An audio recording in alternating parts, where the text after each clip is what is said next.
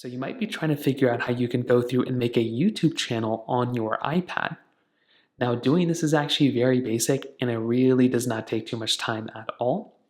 So to get started, what you're going to want to do is you want to open up your Safari browser or your internet browser, whatever you basically have. Now after you go and open it up, the next thing you're going to want to do is make your way over to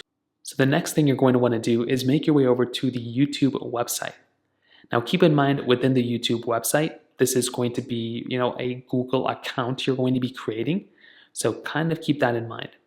Now in the top right corner, you can go and click on the sign in button right over here. And it's going to go ahead and tell you if you want to sign into your account, but you don't have an account, right? So you want to tap on the bottom, the little create account option. So tap on create account, and then it's going to ask you whether you want to create it for your personal use, for your child. In this case, if it's for your personal use, you want to tap on personal use right there. And then you're going to be able to type in your first name and then your last name. So type in whatever your first name and whatever your last name is.